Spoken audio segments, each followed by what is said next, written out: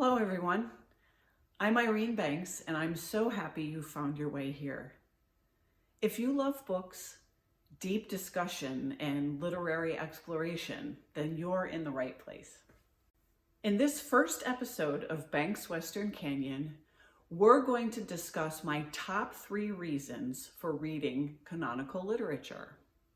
They are 1, to understand diverse ideas, 2, to understand our culture, and 3, to read the best of the best.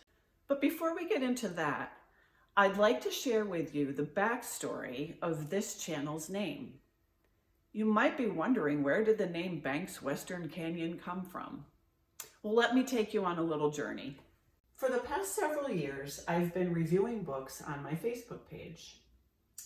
A good friend of mine enjoyed my reviews and suggested that I start a blog. So last year, my blog, Banks Western Canyon, was started. And now I'm taking it a step further by creating this YouTube channel. Now, about that name, Banks Western Canyon.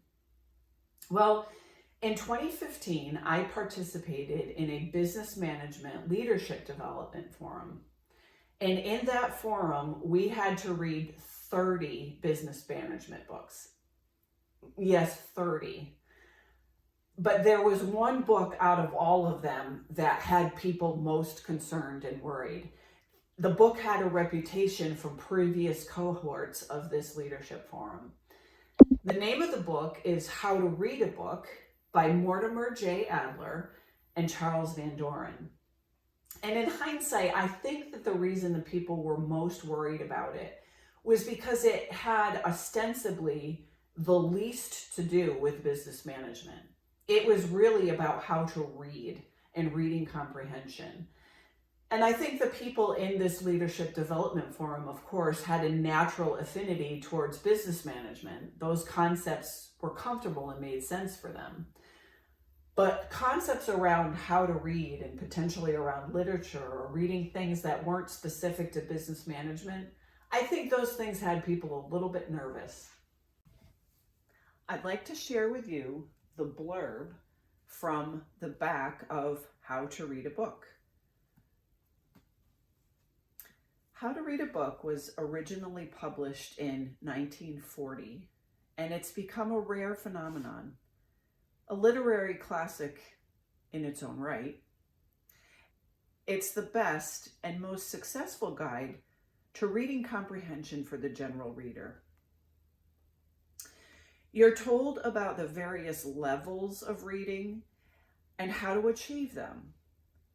It's from elementary reading through systematic skimming and then inspectional reading, and finally, how to speed read. You learn how to pigeonhole a book, how to X-ray it, and extract the author's message. You also learn how to critique a book. You're taught the different techniques for reading practical books, imaginative literature, plays, poetry, history, science and mathematics, philosophy and social science. And finally, the authors recommend a reading list and supply reading tests whereby you can measure your own progress in reading skills, comprehension, and speed. Now, I have to admit that I didn't take the book so seriously that I tested my reading comprehension. I didn't find that that would be useful. In fact, it would probably be a source of stress for me. But I definitely enjoyed about learning about the different levels of reading and how to do that, how to achieve that. And I really got wrapped up in the recommended reading lists at the end. Getting back to that leadership forum, How to Read a Book was described as dense and difficult. So much so that the course facilitators said, rather than read the entire book, we could read just a summary if we had wanted to. Well, I wasn't having any of that. I was concerned with dumbing down. I wanted to read the whole thing. I am so glad that I did, because it introduced me to the concept of a canonical reading list. And while I didn't follow that reading list at the time, it definitely lit a spark. Fast forward to 2020, and fortunately, I came across The Passion of the Western Mind by Richard Tarnas. Now let's talk about the blurb on the back of The Passion of the Western Mind by Richard Tarnas. The subtitle is Understanding the Ideas That Have Shaped Our Worldview.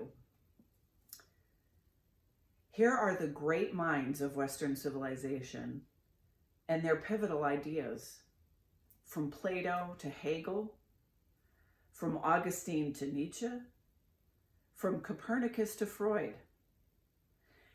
Richard Tarnas performs the near miracle, and it really is a near miracle, of describing profound philosophical concepts simply, but without simplifying them.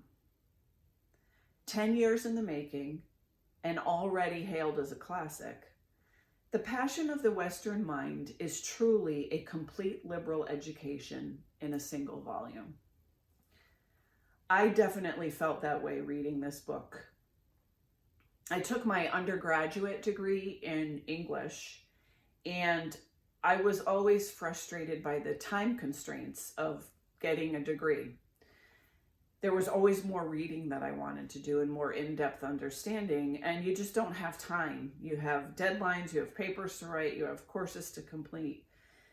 So I felt my education was incomplete, and Richard Tarnas's book really filled in the gaps for me. So I enjoyed that immensely about this book.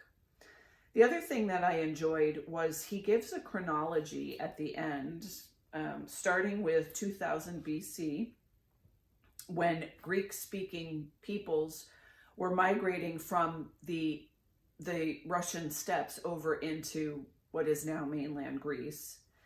And his chronology ends in the 20th century. And within that chronology, he not only lists important events that occurred throughout history, he also layers in important works that were published within the time span of that chronology, which I found fascinating and very helpful because it put those important works in context of when they occurred in history. And finally, his bibliography is out of this world. If you really want to go further in depth and understand, you can use this bibliography almost as a canonical list of nonfiction works, non-literary works that build on all of the concepts Tarnas discusses in The Passion of the Western Mind. So if you're going to read any book, I highly recommend this book. Richard Tarnas's book was a game changer for me. It gave me the push that I needed to finally start reading the classic literary works that I had always intended to read, but hadn't gotten around to. I think part of the reason I hadn't gotten around to them was because I was intimidated. I didn't know where to start. And then I remembered something called Bloom's Western Canon. I wasn't exactly sure what it was, but I knew that somehow it was important. That's when I decided to read Harold Bloom's The Western Canon, the books in School of the Ages. That's when I learned what Bloom's Western Canon was. Now, I wanted to have fun with this journey, so I decided to make a play on words, and I named my blog and my YouTube channel Banks Western Canyon as a play on words to Bloom's Western Canon. Let's get back to my top 3 reasons for reading canonical literature. I'd like to talk about why the idea of a literary canon appeals to me. There's lots of reasons, but first it's because I've always admired people who are well-read. People who can name things accurately, whether it's architectural styles, authors, figures of speech. I've found that the people who are the most well-read are also the most open-minded people because they've been exposed to a diversity of thoughts and ideas. Next, my personality plays a role. I'm both analytical and creative. I really like to follow a structure, but I also like to veer off the path to understand that structure. And that's why a list of curated literary works appealed to me. I mean, we care so much about what's canonical in pop culture. For example, Star Wars or The Lord of the Rings. Well, why not care just as much about what has become canonical in the literature that has shaped our world? And another reason, well, let's be real, it's time. Life is short, and there are so many books out there. If I'm going to spend my time reading, which is really an investment, then I want to spend the time reading the best of the best, the books that have stood the test of time. That doesn't mean that I'll enjoy reading every book. I have to be honest and say that I didn't really enjoy reading the Bible. It wasn't exactly fun for me. But I feel so much better as a person for having done so. And by better, I don't mean more pious, more moral, more religious. I simply mean that I now better understand the historical and religious context for the book, and I better understand why the stories from the Bible might provide comfort for people. And now let's talk about the Western canon, the books, and School of the Ages by Harold Bloom. I always mess that up. It's books plural and School of the Ages. So this is the book that kind of solidified everything for me and started me on this journey of reading canonical literature. The Western canon is more than just a required reading list. It's a vision infused with a love of learning, compelling in its arguments for a unifying written culture. It argues eloquently and brilliantly against the politicization of literature and presents a guide to the great works and essential writers of the ages, the Western canon. Harold Bloom's book, much discussed and praised in publications as diverse as The Economist and Entertainment Weekly, offers a dazzling display of erudition mixed with passion.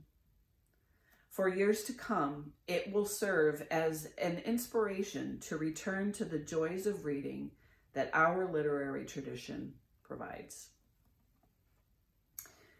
Bloom's book is controversial. The term politicization, and I always mispronounce that, politicization, is a bit of an understatement because unfortunately the concept of canonical literature, particularly Western canonical literature, has become controversial, and we'll be discussing that in future episodes when it really doesn't need to be. And Harold Bloom argues vociferously against making literature political. And I think he does an excellent job of it. This was not an easy book to read as well, which we'll talk about in a future episode.